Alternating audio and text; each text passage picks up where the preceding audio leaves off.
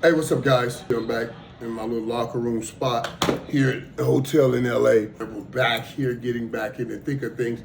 And it times out perfectly. I get back after my birthday, right in time for free agency. There's so much went on. And top news for me today. Top news for me today, because it's going to be carried like the top news. So it's what we talk about now right here in this locker room is Justin Fields signing with the New York Jets to be QB1. QB1. Dude, I like it on a lot of fronts. We talked about it on this show, but the more and more I think about it, I even like it more. I said then and I say now, the first thing Justin Fields should do is get on the phone and call Jalen Hurts and say, hey, my brother, yeah, I just wanted to let you know, man, that I really appreciate what you've done. And winning that Super Bowl championship, being the first pure running quarterback to debunk and defunct that old saying, you ought to be a pocket passer to win a Super Bowl, just helped me get another $40 million. Thank you, my brother. I appreciate it, because that's what he owed Jalen Hurts, because that's what this does. Now people will take this at that number, because we know, oh, you can win a Super Bowl with this. Now remember, Justin Fields a big dude. Big like Jalen Hurts. I think Jalen Hurts is probably, no doubt, a better passer than Justin Fields right now.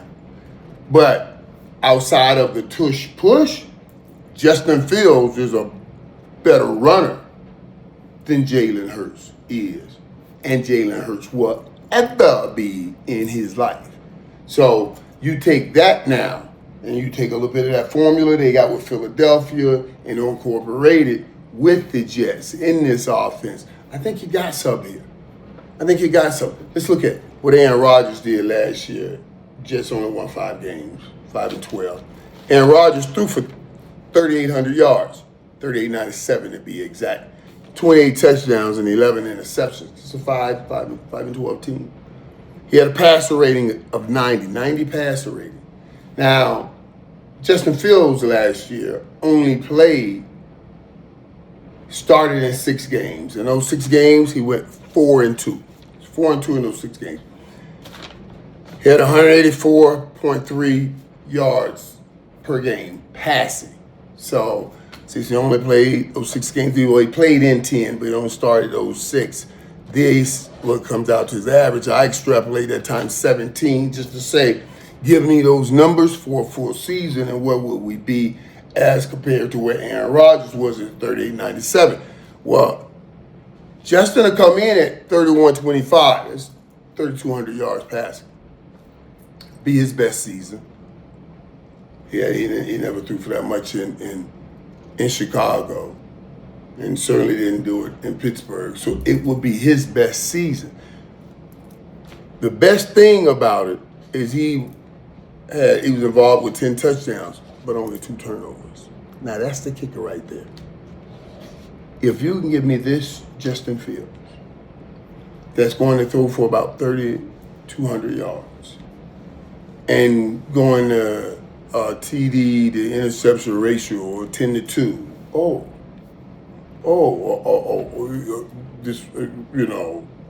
I'm taking that. I'm taking that.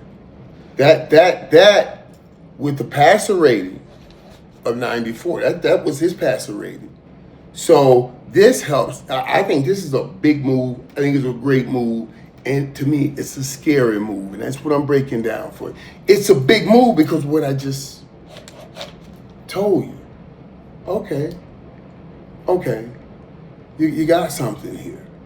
I can see where if Justin Fields can maintain the most important thing in this whole group of numbers I just gave you, if he can maintain that 2 turnover thing. He only had 1 interception. You know what I mean? If you can maintain that thing and now go to New York and add that running thing, because Aaron Rodgers didn't give you that running thing anymore. And especially after coming back off that Achilles, he wasn't going to give you no more of that running thing, but Justin Fields will. And you put that back there with that running game that they have, you can see what I'm saying? Philadelphia can do it. The Jets can say, so can we. So can we. And this kid is a much better runner. More dynamic, more explosive than Jalen Hurts. That means, man, that's a great move. Now, great move. It's a good move. But I'm gonna tell you where it worries me. I watched Justin Fields in Chicago, and there are a lot of things that circulated around why I think he didn't have the best success. With the coaches in the system and all of that stuff, and then put in that situation, a lot of pressure on a man coming in, saving that franchise. Then you go to Pittsburgh, where it's a little bit different. You don't have to worry about it. You're not the man anymore. It was Russell Wilson. He was the man. And I wanted to see how he handled himself. And he handled himself so well as the backup in Pittsburgh. When he got an opportunity, he came in and played. He handled everything so well. And it gives me some confidence that, okay, this will work on this side, because I told you there's a side that I'm worried about, and this is the side I'm worried about. I watched him address the media in Chicago. And I knew he was frustrated, and I know he was certainly young. But he said things that he should never have said, because people are going to take things a certain way. But Mike Tomlin and the people in Pittsburgh have done a great job with the young man. And now he's saying and doing all the right things. And now he goes and get his own team. He learned. He's ready. He goes and get his own team. Here's the thing that worries me. That team's in New York. I believe the kid's going to play well and make some plays. He's going to wow New York with some of them big runs and some of those great plays. He'll wow you. He'll wow you. My only concern, and I know Coach Glenn will do it for him, he's going to help him. You go from an African-American and Mike Tomlin to a straight, good dude, African-American, and Aaron Glenn, smart guy, real demeanor, great demeanor about everything and everything you handle and everything that comes your way. That's why I love both of them.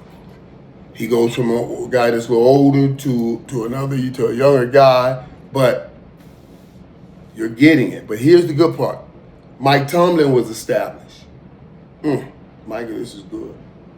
Mike Tomlin was established. Justin Fields and Aaron Glenn will have a different relationship, because Mike Tomlin was established. You can only jump on board with this train. Justin Fields, you're trying to establish yourself. Aaron Glenn is trying to establish himself. This partnership will be different. And this is the first time not only the young man, Justin Fields, get a football team a chance to start, because he got that in Chicago. Now he didn't have a real football coach in Chicago, you know what I mean? But he had a real football coach in Pittsburgh. But it wasn't really his real football coach. He got added to the bandwagon. But now, he gets a real good man, a real good football coach.